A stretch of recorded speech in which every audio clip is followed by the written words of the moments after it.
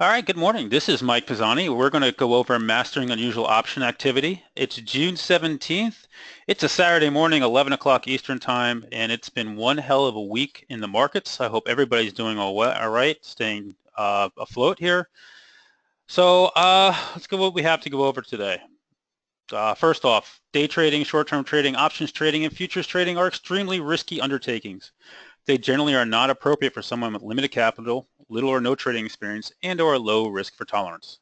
Never execute a trade unless you can afford to and are prepared to lose your entire investment. All trading operations involve serious risk, and you can lose your entire investment. No trades are recommendations or advice, and we cannot be sued for loss of capital. All trades are for educational purpose only. Contact your broker or RIA for execution, margin, and/or other capital requirements. Everyone watching presentation adheres to all disclaimers on www.optionhacker.com, alphashark.com, and from me, Mike Pisani. Nice and sunny in Chicago. I'm jealous, man. It is. I mean, we literally pouring here. Okay, guys. So as always, these are designed to give you guys some ideas on what to do. So always we go over option terms to be aware of, because I'm not sure, the exact level of everybody that comes onto these open webinars. Today's learning experience, we're going to go over what happens when a trade goes bad and, some of the thought process behind it. And we're going to take one from me this week that I got caught in. So we'll go over that. Then we're going to go over what I do every night in the video offering. And we're going to go over some of the unusual option activity from this week and what I still think is tradable at this point. Remember with OPEX yesterday, we had a lot of stuff just expire and is no longer active. So a lot of the flow this week, just to give you guys a heads up, was really into weeklies. They were not going out into July calls or puts very big. So it was really kind of an interesting week from that standpoint. Of course, I'm going to go over my service offering with you guys real quick. And then we're going to allow, like always, we end with your charts. You guys pull up charts, we'll go over them, we'll look at them technically, see what we think. I am in back-to-back-to-back webinars today. I have 3 of them, so I'm probably going to kill this one a couple minutes before 1 so I can grab another drink and get going there. As always, post your questions in there, and let's get started. So option terms, these are things, so when you hear me talking about a term in options, you need to be able to understand these so you know how to trade. Probably going to put these up on a website at some point so we don't have to go over every webinar, but for what we need to know, a sweep is the most bullish case. This is a player who wants to get into those options as fast as possible, and he just starts coming across multiple exchanges, usually paying well above the offer, almost to the ask to get them. A block is when a player comes in and wants to get into a position in options, but he just negotiates it through one exchange. So, he's not in a rush. The player is not looking to get in on any particular second. This is somebody who's probably just going for a more of a long-term deal. Split is like a block, but it's negotiated through 2 exchanges. Maybe one exchange wasn't able to give them the entire fill, didn't have enough, options to give them. And then lastly, it's tied to stock. It's not a very clean. So when you see option flow tied to a stock, we don't know the real intent of that player. That player could be short and be buying calls to hedge that position, right? Or the opposite, they could be long and buying puts to hedge or just protection. So those are some of those easy terms you'll hear me talking about on a nightly basis. We'll talk about whether somebody's selling puts or calls as opposed to buying them. When you're selling a put, it's usually perceived as very bullish in nature. Somebody's willing to take assignment of those at that strike price of that much stock. Selling calls is perceived to be bearish. And we saw quite a bit of that this week, actually, in some of the financials and Visa and some of the other names. But it was way out of the money. So they were going out and selling summer calls a lot, basically saying we're calling a cap on these names for the rest of the summer. We'll see how that plays out. Volume, how many puts or calls have traded on that given day. Open interest shows what has been traded and is currently sitting still out there on that strike. And dollar size of the bet. Sometimes a sneaky little player gets my attention. Other times you see a big player come in to like JD this week, which we're going to go over, and put millions of dollars into risk. Okay. So when a trade goes bad, guys, and so we always try to teach, and let me teach you what happened to me this week in one of my trades. So we're going to talk about Nike. Anybody in here playing Nike this past week?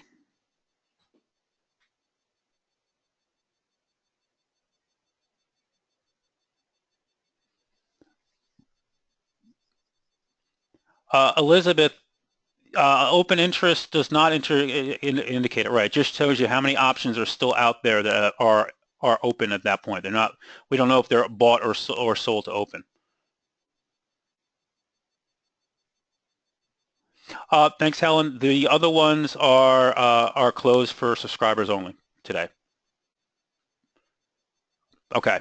So Nike, we've been seeing now since this bottom candle here, and I don't have all my ticks on here. We've been seeing. Okay, Helen. Then the one is the boot camp today that starts at 12 o'clock, right after this. You should have gotten the information in the email. You sign up. We do have some people, by the way, that have not sent their email address, so they're not getting everything. So if you haven't gotten that, please email me today. And guys, you can contact me at mike@alphashark.com. All right, so back to Nike. Since this candle, we've been seeing a steady stream of call buyers through here, and they really kind of intensified through this week, last week, and into those last couple of days.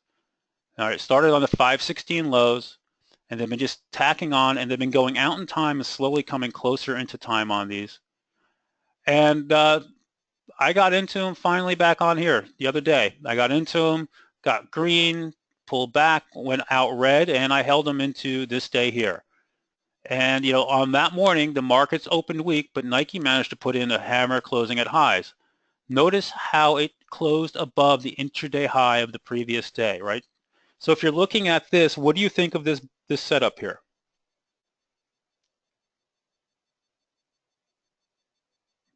Pretty bullish, right? You get an inverted hammer like that, closing at highs, looks pretty bullish, and I'm thinking this can go up and test the 100-day, which is just not that far ahead. That's that, yep, and that's just right up here. So just to be perfectly clear, 20 of them, I'm only up about $100 into the close, so I decide to leave it on. Okay. I have July's. I think I had July 55s, just so we're all clear. So I had time. It wasn't like I was in a rush.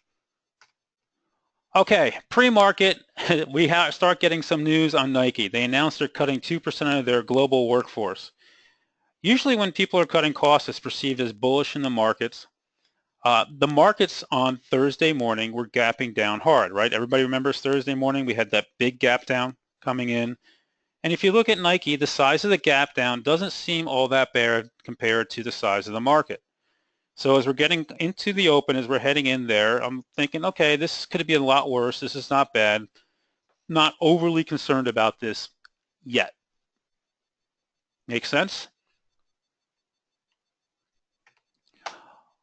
We open up. The first 5-minute wick candle is absolutely wicked. You can see we closed right here at around 54.70, and that first candle brings us down to 53.40. So between the gap down, the first move, we're down about $1.30 from the stock's highs at this point. Okay. Next candles, we get a little bounce, goes lower, and then we get a bounce into it. A massive 20,000 July 52.50 put buyer comes screaming into the stock. Markets are still weak. Nike doesn't seem to be moving on its own yet. But if you look at this chart, can you guys see something else that should have been a red flag here at this point? It's in the bottom right corner. Look at the volume on the first 15 minutes on the 5-minute chart, and look how this compares to the previous day's action, right? The only candle we had above 500,000 shares in 5 minutes was the candle into the close. All these candles are almost above all of them. We have massive volume in the first 15 minutes into Nike. That tells us something's up. There's churn going on here. You can't see it, it's too dark. I don't know how to fix that, Dan. I wish I did. Try something real quick. But if I do that, does that help at all? Maybe I can make it bigger. I'm gonna ruin my slide deck, but that's okay. Can you see it down here now? Okay, just so you can see it, compared to the rest, to get an idea what it looks like. All right, so this is where we're at. Come back and I'll fix this afterwards. So it's decision time, right? You're sitting in here, you're down. I'm already down from a plus 100 down to about $500 down at this point. There's been large amounts of call buying over the last month, but now we have put buyers coming in. The market's down hard. So what do you want to do here? If you're in this, what's your decision time? Oh, by the way, that put buyer catches earnings. Earnings are coming up here on 6/29. Yep, on 6/29. So that put buyer, just to cloud things up, is also capturing the earnings period that's coming.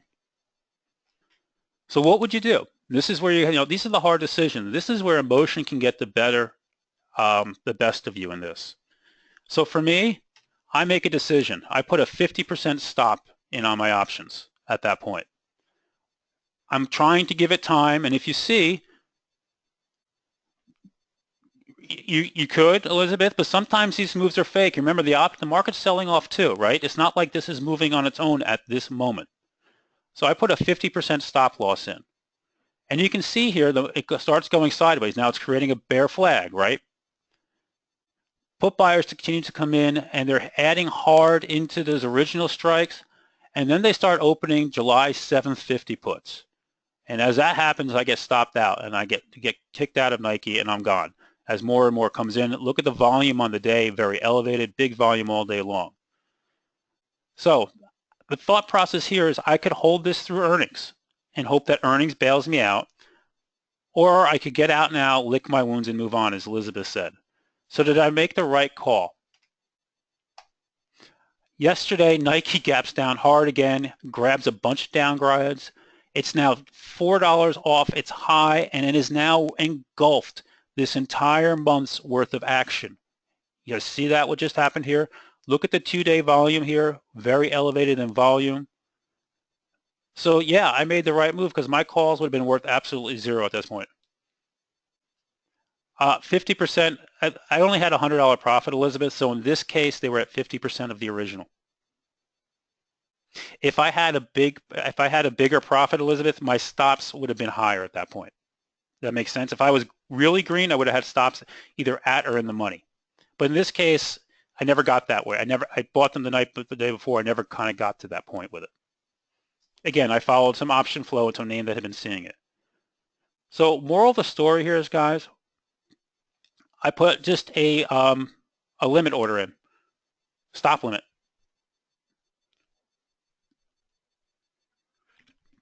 So I don't remember the exact price. They weren't very expensive. They were about a little over $1 a piece, or right around $1 when I bought them, Randy.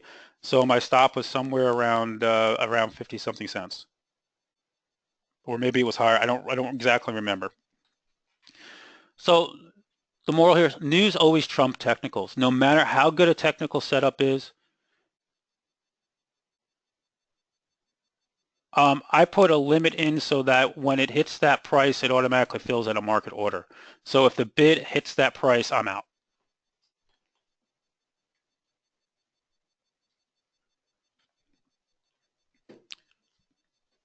Now, if I had to redo this, I would have sold the first that night and taken my little $100 gain and called it a day.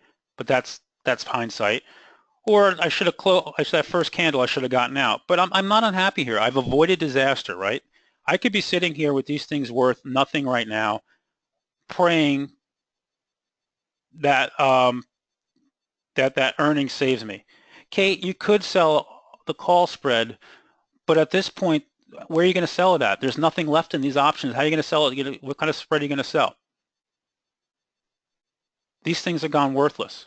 There's nothing left to be gained in premium above it.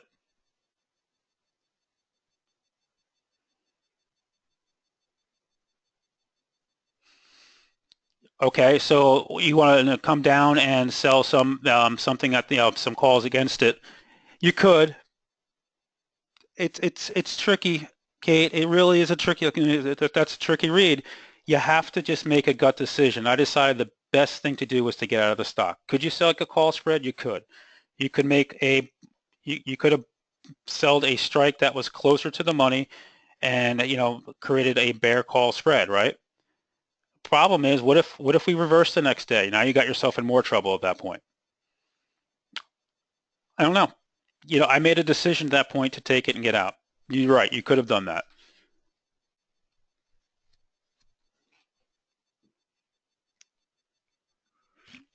Yep, that's something else you could have done. You could have hedged. You could have come in right away and Elizabeth Wright and changed gears and immediately bought those puts and now had basically a strangle upon the stock, right? So you had both.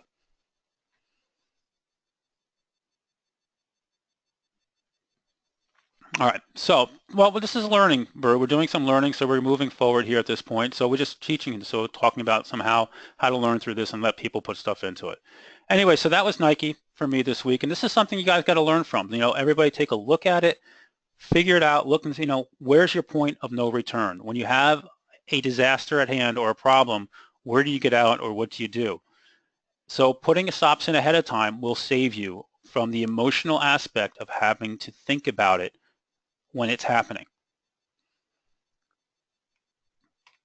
All right, so today's action, and let's talk about what's going on in the markets and what's playable from here as we move forward.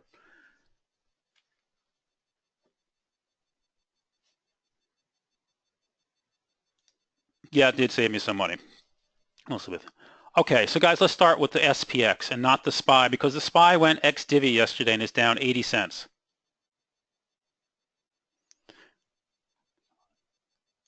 So I want to take a look at this range here at this point, guys. So the SPX now, we've had 3 touches in the last week of the 21-day. We're still holding it. We closed right back on the 8-day. This still looks constructive. It still looks good here. The close especially was strong yesterday after a very weak open. So this still looks constructive as we move forward. I do want to point out summer starts Monday.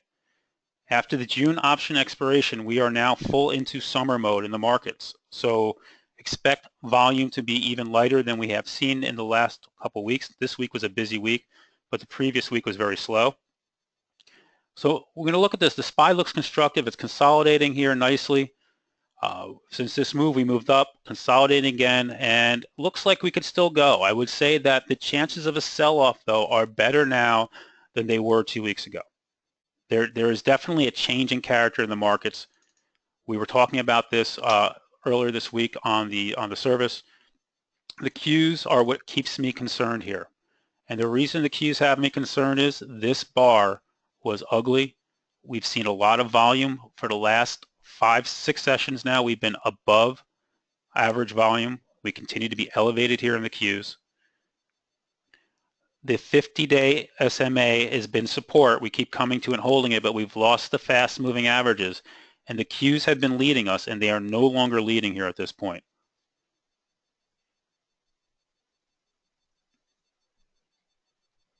Yep. So I continue to say a H sell pattern in the Qs. H sell, here's your down, just a lowercase h, right? We've had our down move, we retraced, and now we've rolled back over, and we're holding this area. So I would keep an eye on this. Kate, hit me up on an email, and I'll be happy to go over it with you. So watch the Qs for your clues here. If this breaks the 50-day, I expect we'll get a quick move down to this 135.60 area, which was the low that we had from back in May. And if it really wants to get frisky, we're going to come down here and get a quick move to this former breakout area, right? So that 132, 133 area where we broke out from on this move. The IWM, which I was hoping was going to take some leadership, just continues to struggle. And part of that is that we had just no leadership in any of the sectors that really comprise it. So we've had another, like the SPX, another control move back to the 21-day. It held it, didn't retake the 8, but it continues to struggle because the areas that the IWM needs are energy, which continues to be a disaster. All right, it's trying to rectify a little bit, but nothing there yet. The banks, and this is something that has me concerned on the banks. We are at resistance here, right here. If you look at this area on a chart, this is, I'll pull this up for you, give it a sec to come in. This area right in here, I'm on a weekly. Sorry guys, one sec. There we go. This area is resistance, and it's been hitting it and pulling back every time that we get here right now. So something to keep an eye on. And also that has me a little bit concerned is after the Fed minutes, we have seen no call buying of note into any of the financials. When they want these names, they come after them big, and they have not been coming after them. I've seen some small call sellers coming into them, JP Morgan,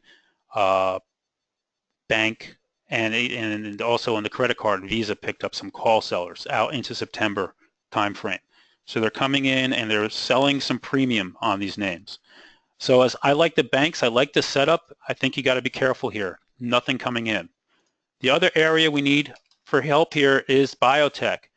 And the IBB continues to be a problem. You see I have a downtrend here. It keeps coming in, hitting it, and selling off. And at this point, you know, we just don't have a great setup in biotech. We have Trump expecting to issue news this week on drug pricing, maybe an executive order. So just be real careful with that. So overall, the markets are hanging in. I think, though, the chances of a sell-off is more likely now than it was 2 weeks ago. And I would just say be cautious here. Play smaller size. Be careful swinging a lot of positions at the same time at this point. Don't be afraid to take some shorts. If you're willing to pick those, don't be afraid to look shorts, especially on the beta names. And on the banks, I would go with GS because that one has the biggest movement. All right, so on to the flow this week and what I like and still looks good. So I'm going to start off with JD.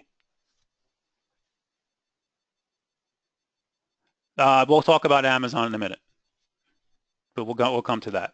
So let's go to JD. And the reason I want to start with JD is we had this great big move up with BABA. It came down, and they've been buying calls on it down here all week. And on Thursday, these guys came in with size. They absolutely just obliterated the September 40 calls with about $1.3 million there. And then they decided to come in and hit over another $1 million into December 42 calls. All this back in here has been big call buying through this thing. I've seen September 45 calls bought up into here. They continue to come after JD. I like the fact that it's still holding the 50-day here. If the Qs don't sell, I think this is a name they're going to come back to in not too far distant future because they keep buying calls on it. The chart is cooling off, and you can see the CMF money flow here after selling off is now slowly starting to come back up. So that's something I would definitely keep an eye on to this week as we move forward. The steel names, something I think you have to keep a careful eye on here as well. X was looking fabulous, looking like it was about to go and take its run. And then Axiom came out, and I don't even know that they downgraded. They said their computer says that they're going to lower guidance again. Well, X didn't lower guidance. So I don't know. I kind of feel like this is Axiom trying to continue to buy it cheaper down here before it takes off. The reason I like X still is there's been tremendous call buying into it. So yesterday they were going big time into the August 23 and 24 calls. Some of this was rolling out of June positions, but they were adding money to it. They also took on some of the July 20 calls yesterday. So they're putting money in here. They kept coming. And for some reason, I'm having a problem here. One sec on the sidelines. All right, I'm going to have to reopen this. Where I have my notes for the option flow just locked up on me. So 1 second, guys. Okay, there we go. Back up. Thursday, they were also rolling out, and they were rolling out into the they were rolling out of the Junes that expire tomorrow into the July 20 calls. We saw another $500,000 sweep into the August 24 calls, June 23rd, 2050 calls. This was also on Thursday. On Tuesday, they were very active in the June 23rd, 24 calls and July 27th, 24 calls. So X has been getting a lot of activity down here. I continue to think this name is going to bounce and that this is a temporary thing. Something else that I believe that, guys, AKS, another steel name, has been getting just tremendous action into it. We saw a massive 15,000 contract straddle put onto it on puts and calls the other day. And the June 23rd calls, they were buying the July 8th calls. They were buying the July 7 calls as well. So what they did is they had 15,000 July 6 puts, and they bought 15,000 July 7 puts. So they put 8 puts. So they put a strangle on it. And then they went out and bought 40,000 upside calls on the July 8th puts calls on the same day. And they just kept coming back and tagging these lines over and over again. And when you look out into July and you look at the open interest, they came and hit that July 8 a second time yesterday. There's now 98,000 calls in open interest into July 8th calls. So they are really busy. See, the 6 and the 7 is where they did the spread. They also added some more July 7 calls without doing the strangle. So they are very bullish on steel. And these are the two names that they're coming after here, X and AKS. Also, we are about to get, Trump is about to announce his legislation for steel names and the aluminum names as well as we move forward. So something to keep an eye on. BABA.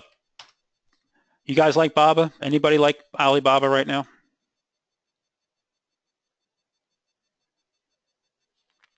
So I'm going to give you a couple of reasons to stay with BABA here.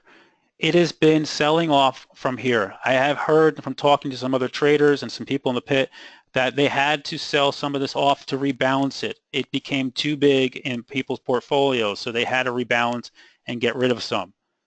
It came down. This is the gap from here to stay, that big move. And while it tested it a couple times here, it ultimately has held the gap and holding the 8-day every day into the close. So yesterday, a player who had bought previously the July 105 calls rolled them and did not take profits into the August 110 calls, $15+ million worth of options into the August 110 calls. They were bought.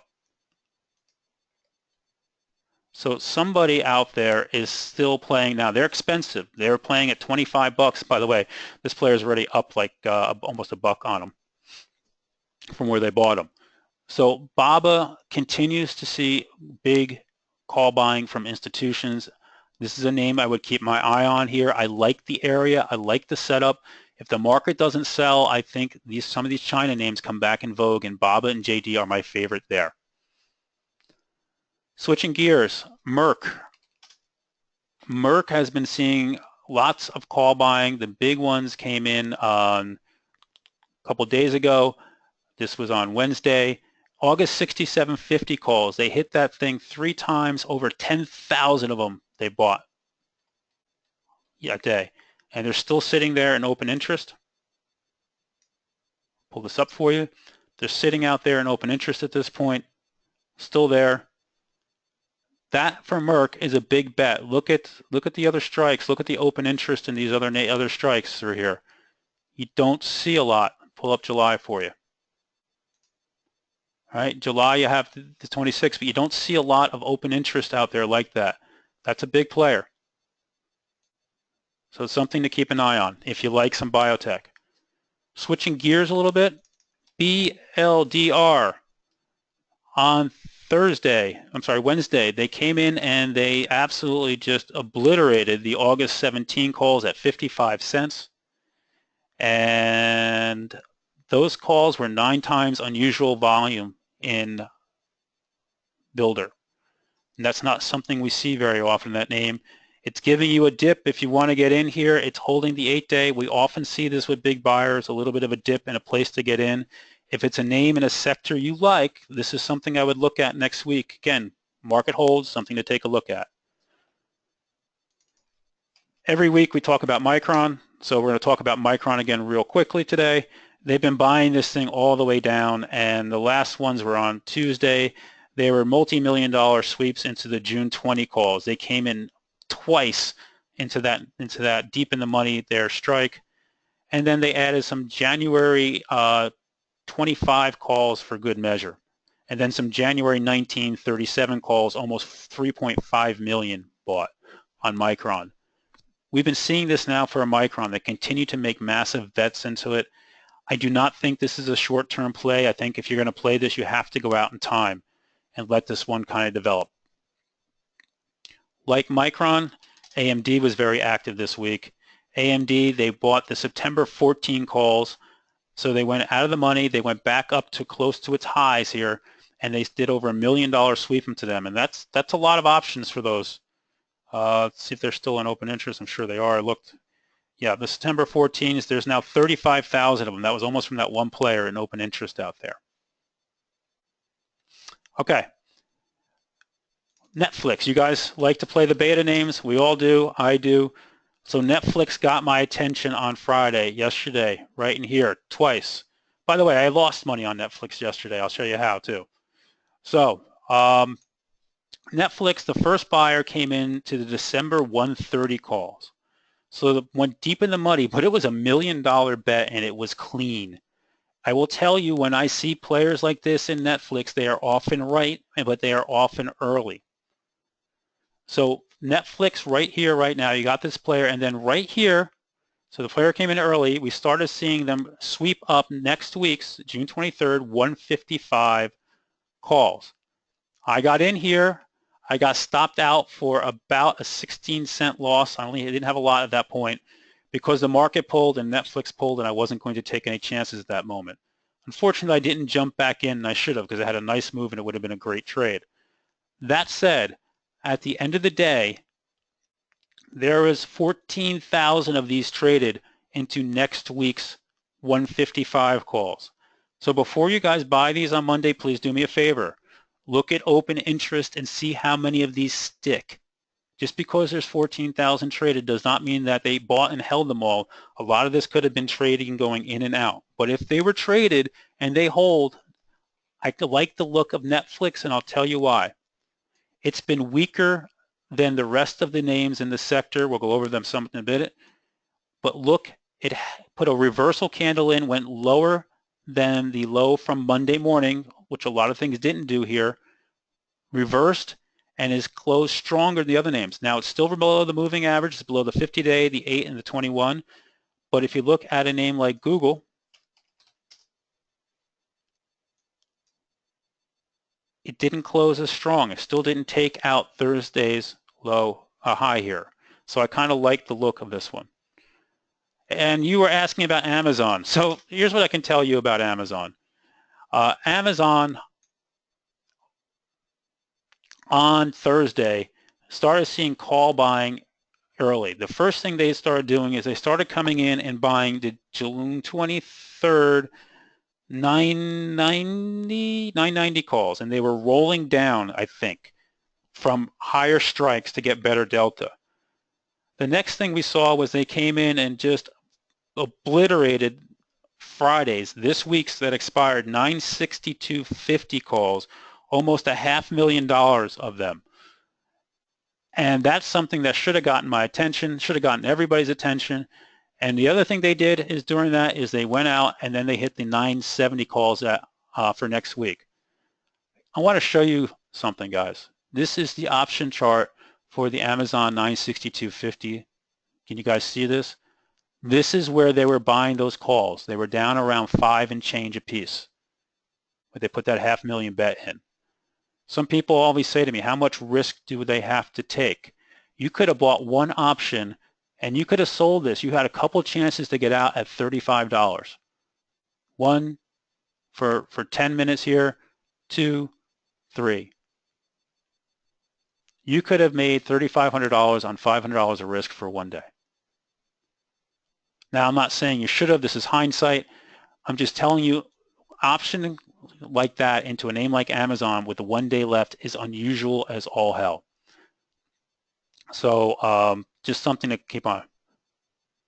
They bought in on Thursday into Friday's options, Elizabeth. So what did they do yesterday in here? Early on, right in this area, after the initial rise, they started buying some next week 10 calls. So I would keep an eye on Amazon going to next week. This whole Whole Food Markets thing is interesting. You see that hard sell-off. Talking to some people, a lot of people felt, first of all, they had somebody on CNBC was bashing it, saying he was shorting it and already short Amazon and thought it was going lower. S&P came in and said they may downgrade it, their credit rating. They're going to have to buy Whole Food Markets, by the way, completely on debt for the most part. They do not have a ton of cash on hand. So be a little careful with this, but see if it reacts well. The dip is buyable. I want to go to Whole Food Markets lastly. Whole Food Markets, guys, they started buying August 42 calls in bulk all day long. Now, it's unusual. Remember, the buyout price is 42. So those August 42 calls, there's 58,000 of them traded. See it? Never mind all these today as well, and the 10,000 July. They kept buying into it. 41,000 in November 42s. But these are the ones that kept catching my attention with the August 42s. They are talking that there's going to be a bidding war, that Walmart especially will not allow them to go without some type of bid. If you like this thought, and I caution you, we very rarely see this, but go out and buy some out of the money or wait for it to dip a little bit before you go into it on Monday. Give yourself time, though. Don't buy anything soon. So it's something certainly to keep an eye on. So that was the flow wrap up. It was an options expiration, guys. There was a lot of rolling out. There was not a lot of option flow into the names we know and love. And the flow that was there was a lot of flow into options that expired yesterday, but they weren't coming after the names we know and love into this week. So I'm just a little cautious as we start here on Monday, guys. Yep, we're going to come to that in a second, Randy. We'll start taking a look at that and some other things. I do want to give my pitch before I go into this, guys, so people who are not a member of the service real quick, and then I'm going to go back and go into charts for you guys. So start teeing them up, and we'll go from there. Oops.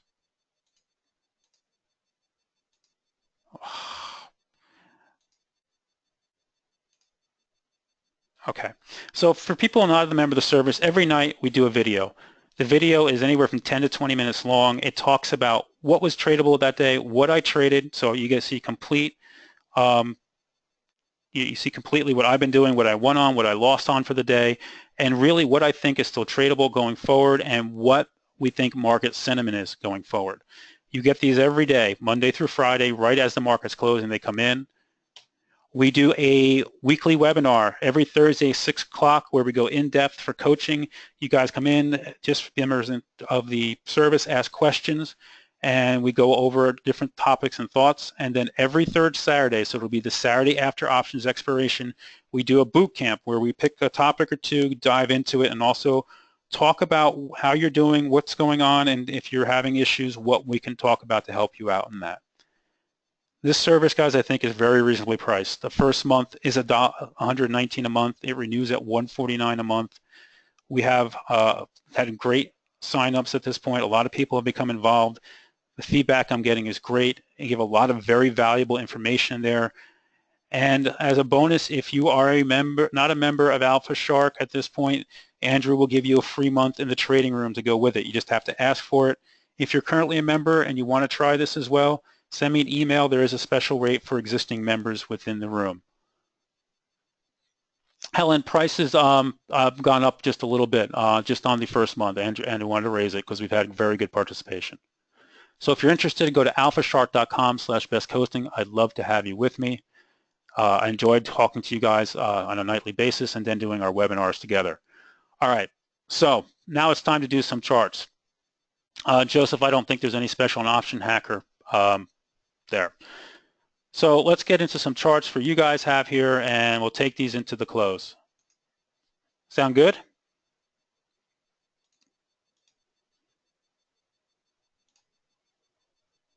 All right, so I'm going to scroll up a little bit. Just bear with me. Let me get my bearings here. Okay, I know somebody wanted to see Netflix, Apple, Facebook, all these names, right? So let's just start with them. Netflix, we already talked about briefly. I am not, oh, sorry, my bad.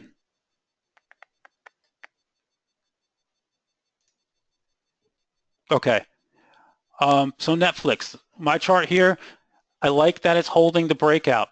You see that here now? One of the reasons I think they're coming after it's holding the breakout. It needs to retake this area. By the way, you have a gap here from 155 to 158-ish. You have a $3 gap if this thing wants to get going, and it'll fill that quickly. See what the market does. I don't think it's going to be strong in a weak market, but I think it's something you can keep an eye on and play as we move forward. Facebook had been one of the weaker names, guys, through the sell-off. It is now acting better than some of the other names.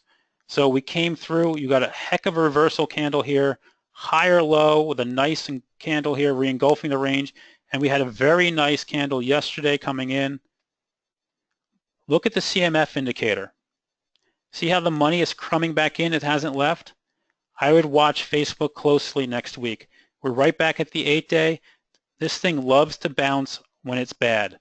When it has problem, look at the one in previous. When it has a hard time when it looks good. When it looks bad, this thing loves to come in and go. So keep an eye on Facebook. I like the chart. They just haven't been buying much into it yet. Don, and Apple, I do not like Apple here at all at this point. I wish I did. It's just not behaving well. It has not even tried to recover like the other names. We closed on the dead lows on Friday. It's coming into the 100-day. It is now below where it broke out from. Unlike Netflix, which held that area, Apple has broke it. The only good news I'm going to say, Don, it's getting oversold on RSI. I would need to see a reversal candle. Maybe if on Monday we got a lower open, it traded below and then reversed and we got a hammer candle and retook this trend line, it was something I'd get interested in, and the call flow would get me interested there, okay? Boeing had call flow, but it expired yesterday. They bought suicides on it yesterday, which is unusual, very unusual. It's had a nice move. It is riding the top of the Bollinger Band here. You can see how it gets up and it struggles with it. It pulls back to the 8-day. It's back up here again. I don't know if I'd buy it here, but if it hit the 8-day again, the market's held in, I would grab it there again and take it for another ride up. I like buying things off the 8 and the 21-day because you could put a stop not far under there if you're wrong. So that'd be a good area. CAT, by the way, I didn't talk about CAT because I think it had a big enough move already that I didn't want you guys chasing it. I did play CAT this week and made money on it. On this day, they bought the July 110s, or was it the August? I don't remember. They bought 110 calls. It had a very nice 2-day move to the top of the Bollinger Band. It is now at a new multi-year high. I think it's been higher than this before. So at this point, see what it does. See if you get a little weakness to buy in. It looks good. It has room to run. I think this thing can run a little higher from here. I do like the way CAT looks. Celgene had an upgrade yesterday, Elizabeth. I forget who it was. It wasn't one of my favorite analyst firms out there, but it did the job. It got the stock moving. It's moving up finally. It's one of the few biotech names that look good. RSI is on a nice trajectory up. It is out of the Bollinger Band, so it may do a little sideways action here before it goes and let things catch up.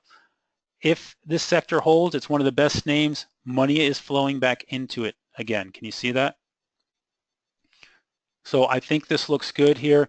Just be careful with all your biotechs this week. If Trump issues an executive order on drug control pricing, you could all get hit. So just be careful with them. Be aware of what's going on. Mo is a name we've seen call buying in often. The call buying I saw into it this week was nothing special, but it did get going. It's now very extended. It's at a new high here. Its RSI is overbought. We've seen this before. Look at the CMF money flow. Big money is bought in hard. You cannot buy it here. If I had it here, I had taken some profits and I'd leave a runner on it. Right? Do you guys understand? So if you have it, leave a runner and let it go and see where it goes from there. WDC, I think I forgot that one. WDC did see a call buyer yesterday, but it wasn't anything that got me extremely excited. The name's kind of been struggling here at this point. You have a downtrend. You can see it right here, right? Take your mouse right through here. So for me, I would wait at this point until it retakes the 8 and the 21 day and it takes out the downtrend, which could do all in the same day. If you got that, I think you have a decent long. You can be long it here if you want to play it versus Thursday's low. Thursday's low is at the bottom of the Bollinger Band. I think you can try it versus there as well. Overall, though, the name is looking a little tired and a little weak, as a lot of the semis are right now. Elizabeth, I do indeed think Bollinger Bands are a place where we see snapbacks. So they're not necessarily a target, but they're a place where I know if we get to them and we get out of them, you can usually expect some type of snapback at that point.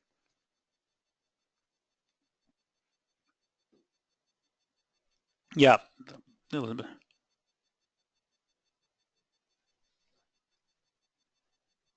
C. I have no position to C right now, guys, and I played C a lot this year. Like the banks, C here is falling back to the 8-day after a beautiful move. I mean, this was just sweet. The banks tend to run into events, not after, and they ran into the Fed. And since the Fed, they've been lethargic and out of play. I don't think it's game over, but right now there's nothing there. There's nothing to get them going. Let's go bring up my XLF chart. Again, this line is not new. I've been drawing this for months now. I just extended it. You can see the financials have all come into that area. The only good news here is the head and shoulder top that I've been seeing has been invalidated here. That's good news in the financials, but there's no real catalyst here to get them going unless we see tax reform come in, unless we see something change. All right, what time is it? All right, guys, just a couple more, and I do have to get going for my next webinar today, so let me just go through here and make sure I'm catching everything. I do love doing this. I wish I could spend all day with you guys today doing it, going through charts. Laboo, again, you're playing with a biotech ETF. This is directional, right? This is the 3 times bull like the biotech. I just think you have to be careful with all these right now with Trump about to issue executive order on drug control prices.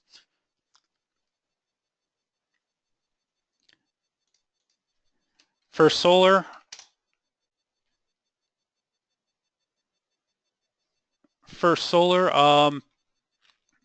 This thing can't get going. By the way, some of this move up here was a buyout rumor. It's going to be hard for the solar names to get going with energy staying so cheap. I just don't like it down here. Although I will say, at least you have a potential triple bottom down in this area. Maybe you can play it for a channel bounce and see how it goes off there versus that. Wrong chart. Oh, thank you. Oh, there it is. Okay, that looks better. Still not good. Where are we at? High coming down. Money's flowing out. 200-day. Tough chart. I'd look for a bounce off the bottom of the Bollinger Band here and to see if it can go from this 35 area. See if it can take it out, get a reversal candle. We kind of had one yesterday, a very small reversal candle there. Amazon, we went here and over, JD. Zach, we took that one in already. SPX for Wednesday and Friday expirations. I don't know here. Honestly, I think it looks good. I think at this point we got to see how the option action is on Monday and Tuesday. Monday and Tuesdays tend to be premium burn days in the market. See how they handle after all the choppiness of this week and what they want to do here. I think we need a catalyst, and I'm not sure where it's going to come from. So I'd be careful with it as we move forward here. Watch the cues, pro trader. Watch the cues. If the cues sell, the SPY is not going to hold up. I would keep my eyes on the cues. And okay, guys, this is going to be my last one today. I love doing this all with you guys. All right, I'll do 2 more. I'm going to do GDX because that's an unusual one, and I did want to bring this up. I did mention this in the service. We had a monster call buyer yesterday into GDX. Let me go see if I can pull it up out of my notes. You guys always get me talking. On my notes, so there it is. They bought the December 20 calls, over $3 million of them yesterday on GDX. This is the first big bet we've seen into gold or the gold miners in a long, long time. It was in the money. I don't know. I'm not really into gold right here, guys, but if you like gold in the miner section, that's something I think you take a look at. Stan, I trade off a TOS. I use stock charts because I can draw stuff and share them with you easier on there, and they're easier to see. Mike, premium burn days, Monday and Tuesdays tend to be premium burn days for weekly options. They like to get people trapped in options on those days and then pull a little bit and then just go sideways, so they just theta decay. So if you were to go out and buy Amazon options on Monday morning and you buy them after the first 15 minutes where they love to ramp these stocks up and then they pull them and then they sit sideways, you pay it at the high and now they just burn away in the premium until, so you're already down on the trade. It gets people out. Last one, somebody asked for Tesla, guys. Tesla, it's had a hell of a run. I'm watching for a reconnect with the 8-day. It's been holding the 8-day every time it touches this run. So something I would stay with it if it holds the 8-day. Friday was the first day of weakness we saw. No call buying outside of yesterday's expiration. They bought suicides on it. If you were quick, they worked. If you weren't quick, they didn't work. So I would try them. Elizabeth, Kate, thank you very much. I appreciate it. Guys, I appreciate having you in here today. My next one is on June 27th. It's a Tuesday night at 8 o'clock. I'll put that out on my Twitter feed. If you guys ever have questions, you want to know anything about what's going on, you can get a hold of me. And that PowerPoint locked up. You can get me at OptionsMike on Twitter, or you can get me at mike@alphashark.com. Take a look at the service. I would hope you guys all take a look, give it a try for a month, see if you like it. Everybody who's fathers, have a happy Father's Day out there. And everybody else, enjoy the rest of your weekend. Options Mike. I did record it, Tony, and I will post it on my Twitter feed shortly. Thanks, guys. I hate to be short. I do have to get on another webinar, and I need to get something to drink before my throat goes away. Enjoy your weekend. Have a good one.